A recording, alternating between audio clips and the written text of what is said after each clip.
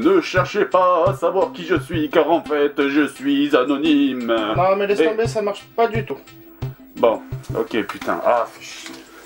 Bon, sérieusement, on rigole, mais en fait, si ça continue, on va pas rigoler longtemps, croyez-moi. Et en fait, si on est là aujourd'hui pour faire une vidéo tous en commun, c'est pour vous parler d'un sujet qui craint vraiment. Et oui, peut-être en avez-vous déjà entendu parler. Ou pas, car il semble que cette loi n'intéresse pas beaucoup Monsieur Pujadas ou Monsieur Pernaut. Et pourtant, elle est importante, et l'ACTA est déjà aux portes du Parlement européen. Initialement, cette loi elle avait été faite pour lutter contre la contrefaçon, c'est louable, mais ça a été complètement dévoyé. De plus, aucun élu du peuple n'a été impliqué dans sa conception.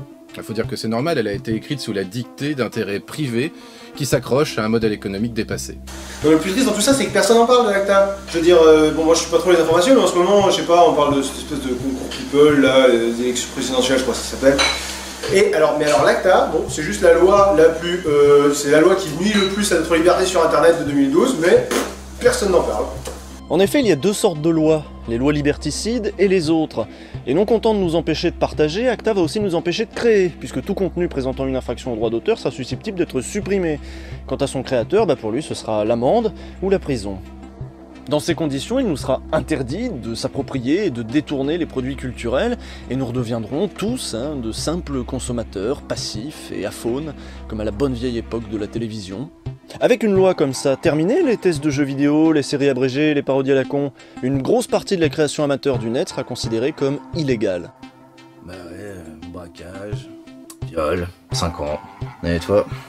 Moi je fais des vidéos sur internet et des fois j'utilise des musiques dont j'ai pas les droits. T'es un malade, tu me dégoûtes. Alors que peut-on faire? Aujourd'hui, des associations défendent vos droits et font pression sur les politiques avec des moyens simples et puissants mis à votre disposition. Il s'agit de pétitions, d'emails à envoyer.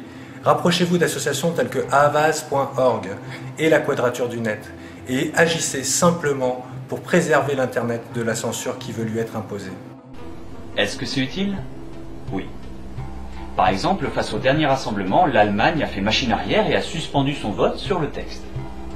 Aux USA, la réaction massive des internautes a réussi à faire reculer les deux projets de loi américaines SOPA et PIPA qui, elles aussi, s'attaquaient à nos libertés individuelles.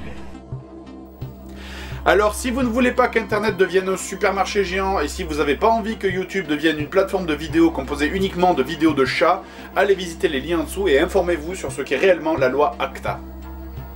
Bah moi je suis d'accord avec eux. Les assurances AXA, c'est vraiment des margoulins. Mais ils parlent pas des assurances AXA. Ils parlent du traité ACTA. Bah c'est des margoulins quand même. Nous, ACTA, c'est une loi qui va nous foutre à poil.